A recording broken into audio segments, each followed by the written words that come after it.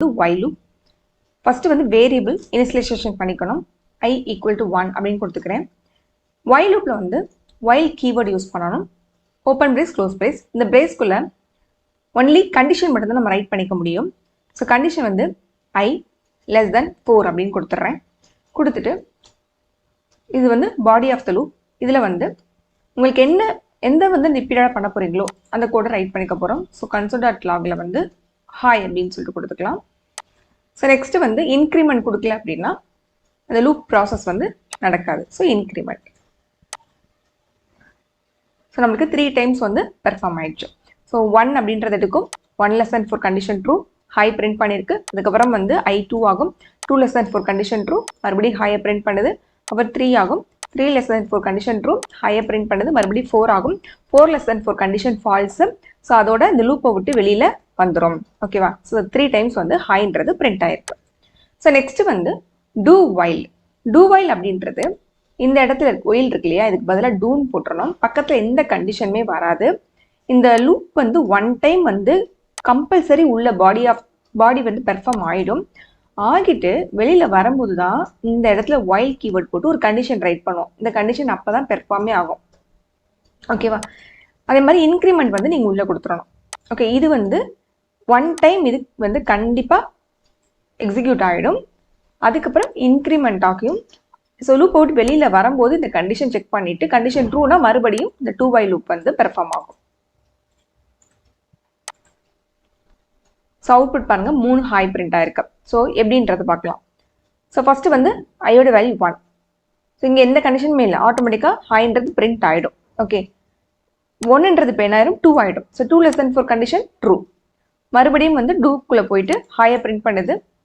So 2ன்றது 3 ஆகும், condition true. மறுபடியும் ஹாயை print பண்ணுது. 3ன்றது 4 ஆகும், கண்டிஷன் ஃபால்ஸு. ஸோ அதோட வெளியில் வந்துடும்.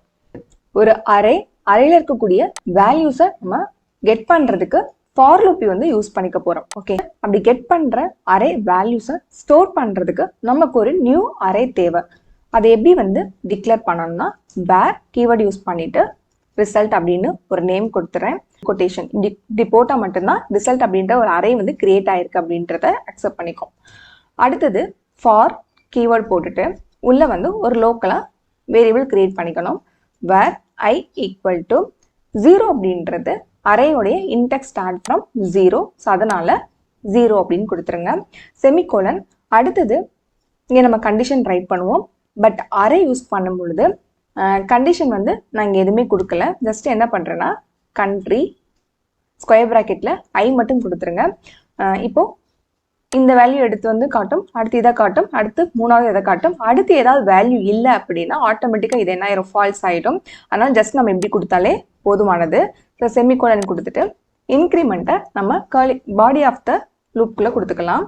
இப்போ இந்தியாவை எடுத்துகிட்டு வருதுன்னா அதை ரிசல்ட்டில் ஸ்டோர் பண்ணணும் இல்லையா, அது எப்படி எழுதுறதுன்னு பார்க்கலாம்.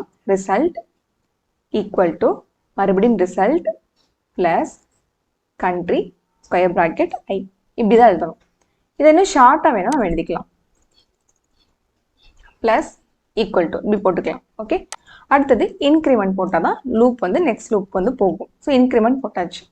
அடுத்தது இப்போ இதில் என்ன ஸ்டோர் ஆயிருக்கு அப்படின்றத நம்ம தெரிஞ்சுக்கணும் இல்லையா, அதனால இதை console.log ஆஃப் இதில் ரிசல்ட் அப்படின்னு பிரிண்ட் பண்ணுறோம். பாருங்க, இந்தியா, சைனா, தாய்லாந்து 3மே பிரிண்ட் ஆயிருக்கு. இப்போ ஒவ்வொரு வேல்யூ நியூ லைனில் பண்ணணும் அப்படின்னா டபுள் கொட்டேஷனில் ப்ளஸ் போட்டுட்டு /n கொடுங்க. இப்போ பார்த்தீங்கன்னா இந்தியா, சைனா, தாய்லாந்து 3 ஒவ்வொரு நியூ லைனில் டிஸ்பிளே ஆயிருக்கு. ஸோ இது எப்படி பெர்ஃபார்ம் ஆயிருக்கும் அப்படின்றத பார்க்கலாம். இப்போ I = 0. ஓகே, இப்போ கண்ட்ரி ஆஃப் 0 லைன் இருக்குது இந்தியா. அதை எடுத்துகிட்டு வந்து இந்த ரிசல்ட்டில் ஃபஸ்ட்டு ஸ்டோர் பண்ணிக்கும். அடுத்தது ஐயோட வேல்யூ 1 ஆகும். 1ன்றது சைனா, அதை எடுத்து வந்து ஸ்டோர் பண்ணோம். அடுத்து ஐயோட வேல்யூ 2 ஆகும். ஸோ தாய்லாந்து, அதை பிரிண்ட் பண்ணோம். அடுத்து ஐயோட வேல்யூ வந்து 3 ஆகும். ஸோ 3ன்னு பார்த்தீங்க அப்படின்னா இந்த இடத்துல எந்த ஒரு வேல்யூமே இல்லை, எம்டியாக இருக்குது. ஸோ ஆட்டோமேட்டிக்காக இந்த இடத்துல கண்டிஷன் வந்து ஃபால்ஸ் ஆகிடும். ஸோ இங்கே வெளியில் வந்து இந்த லைன் நம்மளுக்கு எக்ஸிக்யூட் ஆகும். ஸோ 3 வந்து பிரிண்ட் ஆகுது.